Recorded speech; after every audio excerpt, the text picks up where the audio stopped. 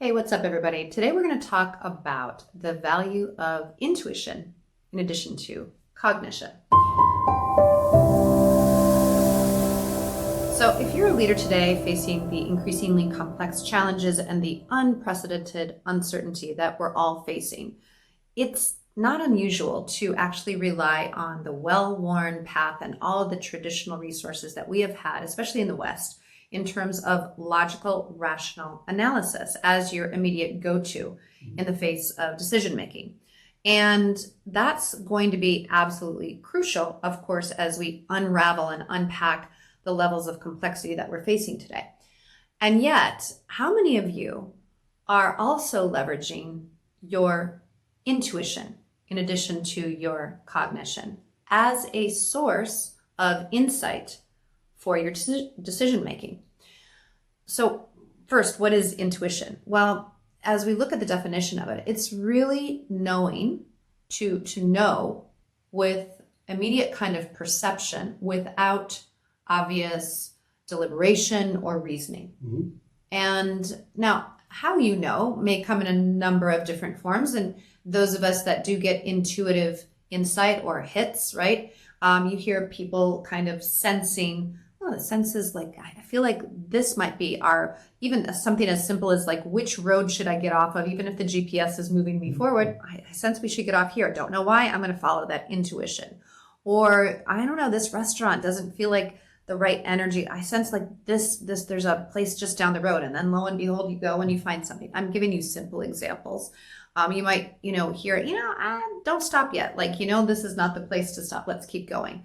But that intuition is a source of knowing that you can't quite pinpoint what the logical, rational reasoning is behind it, but you somehow within yourself, you do know. And this value of intuition may be inherently apparent to you if you weave it into your life and your leadership.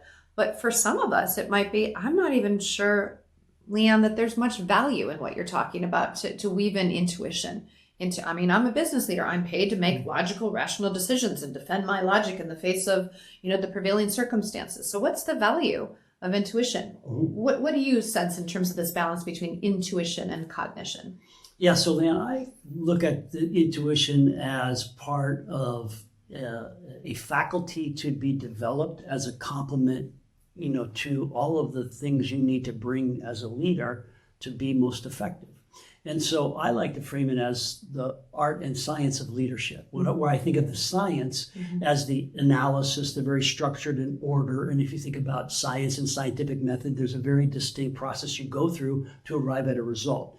And we need science in the world, right? A world without science is unstructured, and we need science.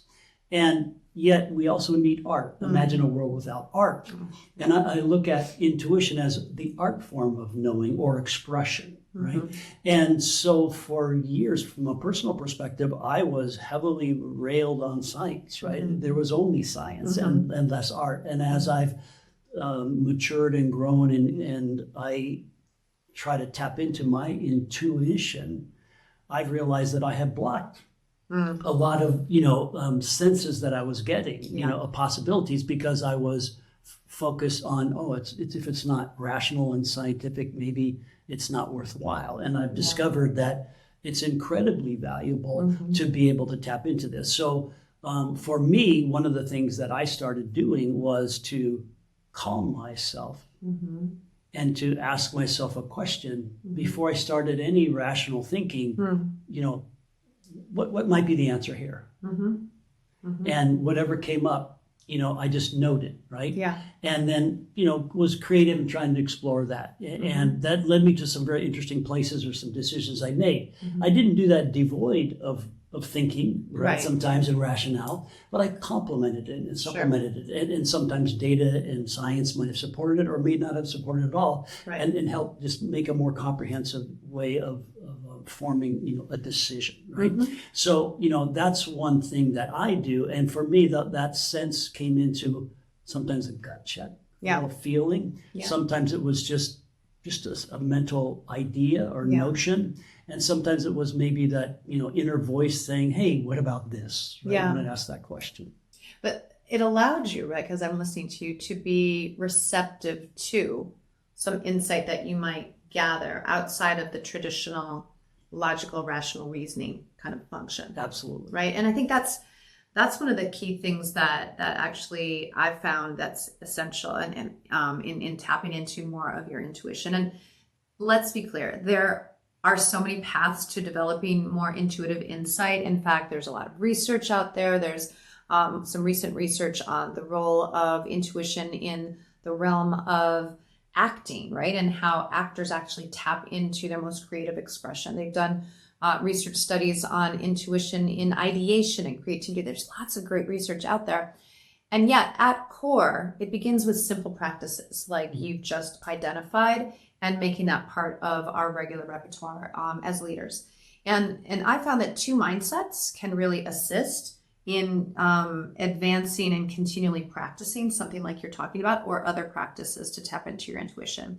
And the one that kind of correlates with something that you just said is the first one is to make space for insight that is outside of rationality and reasoning. And so what that means is I've actually got to find a practice. I've got to also consider or believe that data that is not immediately visible in the facts and the figures and the logical analysis is actually out there. Number one, there might be something more invisible that we haven't perceived immediately in a logical analysis, and it is valuable. So when I tap into my intuition, I think of it as another source of data.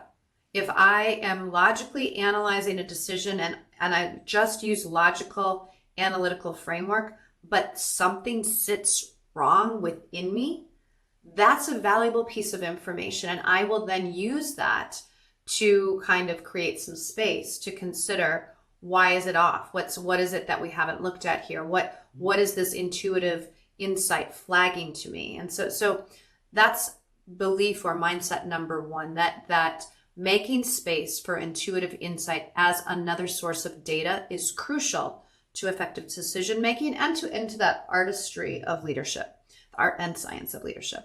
And then secondly, I think the mindset is the second one that's helpful is what deserves to be explored here. It's like an attitude of exploration or curiosity.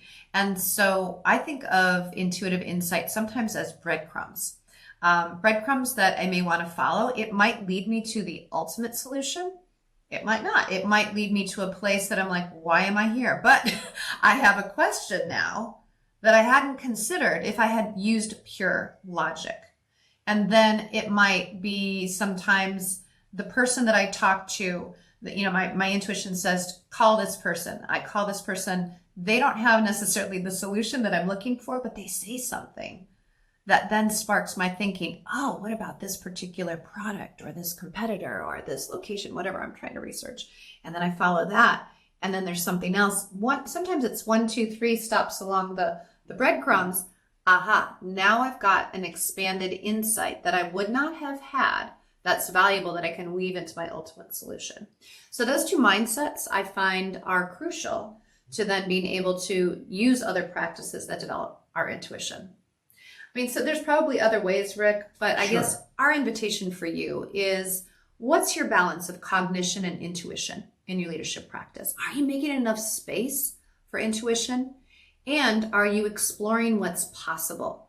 What deserves to be explored more? When you are dealing with the increasing pace of change and the radical amount of uncertainty that we're facing, doesn't your leadership deserve to be rebalanced in terms of the artistry and the science of leadership? Try to dial up your own intuition, give it a shot, and let us know how it goes.